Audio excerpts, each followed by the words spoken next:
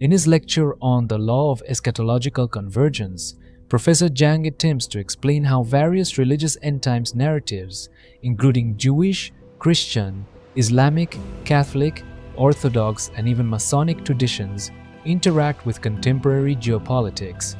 His central thesis is that these different eschatologies converge towards similar historical outcomes and therefore can be used to predict future geopolitical events. While this framework may be intellectually stimulating, Jiang's treatment of Islamic eschatology reveals significant weaknesses. His presentation frequently oversimplifies Islamic beliefs, conflates distinct traditions, ignores important doctrinal details, and selectively interprets Islamic sources in order to support his broader theory. As a result, his discussion does not accurately represent mainstream Islamic eschatology.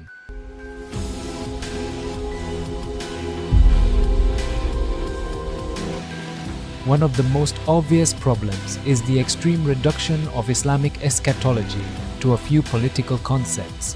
In the lecture, Islamic eschatology is essentially summarized as the emergence of the Dajjal or Antichrist, the return of Jesus, the victory of believers over the Dajjal, and the Mahdi in Shia Islam. However, classical Islamic eschatology contains a much more detailed sequence of events. These include the appearance of the Mahdi, the rise of the Dajjal, the descent of Jesus, the release of Gog and Magog, major cosmic signs, the beast of the earth, the smoke, the rising of the sun from the west, the gentle wind that removes believers, and the final gathering of humanity for judgment. By reducing Islamic eschatology to a simple political struggle against a future global system, Jiang omits many of the beliefs that are central to traditional Islamic understandings of the end times.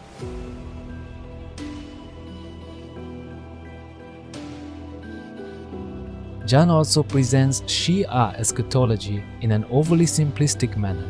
He states that the Shia believe the 12th Imam al-Mahdi will lead believers to victory against the Dajjal. While partially true, this description ignores a vast theological framework concerning the occultation of the Imam, his role in restoring justice, and the relationship between the Mahdi and the return of Jesus. In both Sunni and Shi'a traditions, Jesus occupies a central role in defeating the Dajjal. Jiang presents the Mahdi primarily as a geopolitical leader while neglecting the extensive theological discussion surrounding his mission. This simplification creates the impression that Shia eschatology is merely an Iranian geopolitical doctrine, rather than a religious tradition developed over more than a millennium.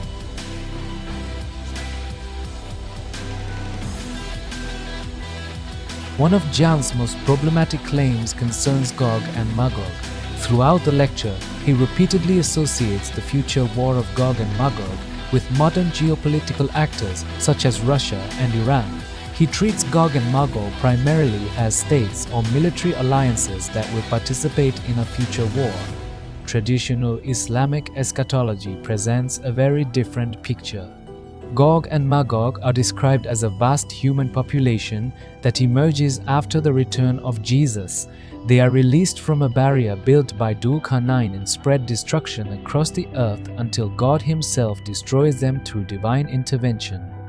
Classical Islamic sources do not identify Gog and Magog with Russia, Iran, NATO, or any contemporary nation-state. Jiang's interpretation appears to be a geopolitical speculation rather than an authentic Islamic teaching.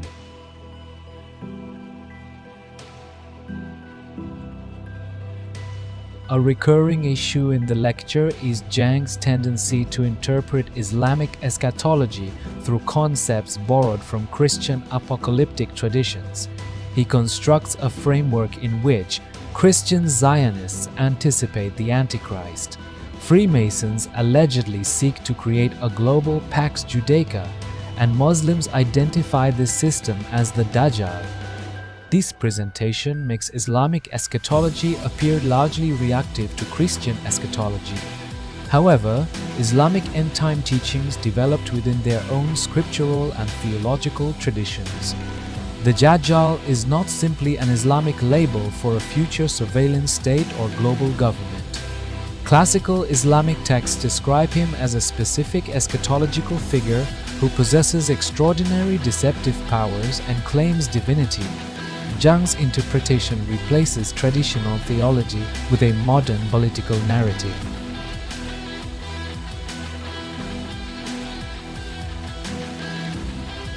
Another major weakness is the absence of serious engagement with Islamic scholarship. The lecture contains extensive discussion of Jewish, Christian Zionist, Catholic, Orthodox and Masonic interpretations, yet very little attention is paid to the Quran, Hadith literature or major Islamic scholars. Instead of examining how Muslim scholars historically understood end-time prophecies, Jiang largely uses Islamic concepts as pieces within a larger theory of convergence. This approach risks turning Islamic eschatology into a supporting character in someone else's narrative rather than treating it as an independent intellectual and religious tradition.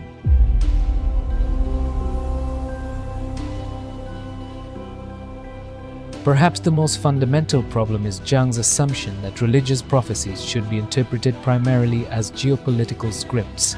His argument suggests that religious groups consciously or unconsciously act out their eschatological narratives, producing predictable political outcomes. This assumption allows him to draw direct lines from religious beliefs to predictions such as the destruction of Alaska Mosque, American Civil War, the rise of a global government, the emergence of a Greater Israel Project, and the transfer of global technological power to Israel. However, Islamic eschatology does not function primarily as a geopolitical forecasting model. Traditionally, it serves theological, ethical, and spiritual purposes, encouraging faith, repentance, moral conduct, and preparation for divine judgment. By transforming Islamic eschatology into a geopolitical prediction tool, Jiang departs significantly from how Muslims themselves have historically understood these teachings. Professor Jiang's lecture is ambitious and intellectually provocative, but his understanding of Islamic eschatology appears limited.